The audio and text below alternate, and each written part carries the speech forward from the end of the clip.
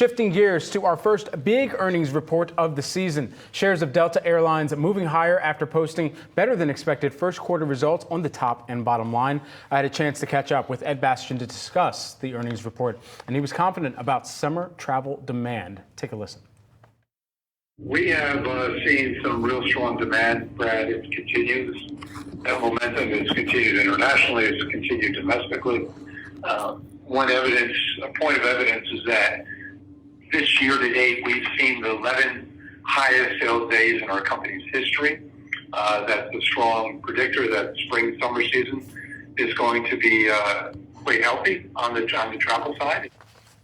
And joining us for reaction here at the Yahoo Finance studio, we've got Steve Trent, Citi Airlines analyst and managing director. Steve, always a pleasure to have some of your insights as well on the back of an earnings report like this. I mean, what was some of the major things that stood out, the catalyst that stood out to you from this report?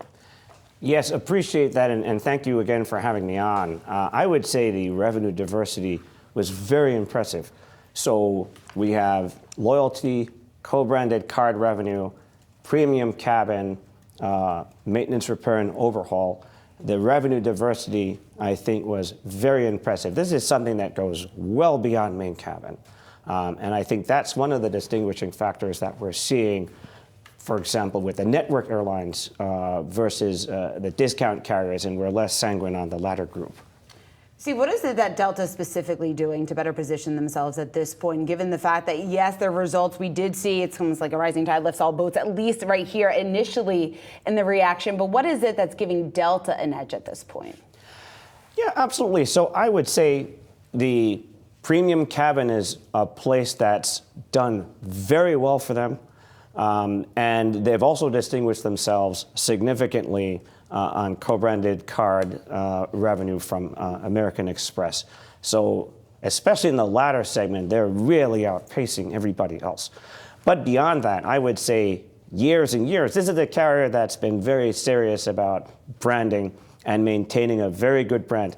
And that encompasses everything from being the only U.S. carrier that did not dilute its equity holders during the pandemic, the very last airline to unblock that middle seat in those dark days of COVID-19. And I think these strategies are paying dividends, on top of them paying a cash dividend, of course. So you look at the confluence of these factors, it's a very positive picture. You know, it's remarkable, kind of quarter after quarter, getting a sense of how Ed Bastian and the team, Dan Janke, how they're thinking about risk assessment as well, and how they steer this business particularly. And it came up in our conversation as well with regard to how they're even navigating what's taking place with Boeing as well. I mean, this is an airline that easily could have said, hey, yeah, we'll dive headfirst into the MAX and make a big purchase order. They didn't. They waited until the MAX 10. Is the significance of how they're operating right now as well, and the results that they're seeing right now, the fact that they are not a company that has the MAX in their fleet and they can push that off to later on and not have those same type of headwinds right now? Yeah, absolutely. They've been very good, I would say, about fleet planning and other kinds of planning. You know, the entire industry at this moment is facing these problems with respect to capacity constraints. We don't have enough equipment. We seem to have the crew issue under control at this point. But you know what Delta's done there, as everybody's fleet is going to age somewhat, they have been very good about maintenance. They have a nice Delta Tech Ops MRO facility. I'm sure that's helping out nicely versus some of their competitors.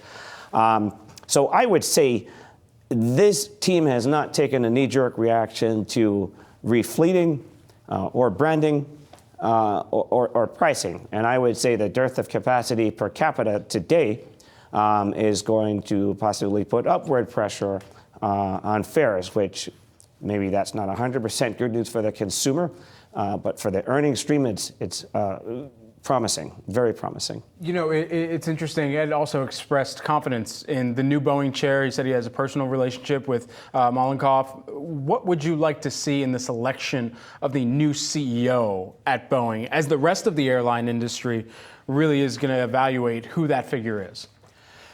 Yeah, absolutely. So it would be a touch on my wheelhouse to comment on that specific company, but I would say from the airline side, what people definitely want to see is some restoration of confidence. You've had several incidents, of course, with mechanical mishaps on flights and emergency landings and this kind of thing. From a statistical perspective, these are not necessarily sort of a higher amount of mechanical issues than you usually have, but the optics are bad. So I think we need to, in that case, from the supplier perspective, give the group some confidence that they've righted the ship and they've righted the ship. At the same time, that's something that should also help the consumer to become more comfortable with flying. And I wouldn't say that's fallen apart by any stretch of the imagination, but you have seen a little bit of book away, for example, on the back of some of these incidents that occurred earlier this year. At least it looks like in the pre-market, airlines could be a group that is still the winner today on the heels of these the print that we got from Delta, up just about 2%. Steve, thanks so much. A pleasure.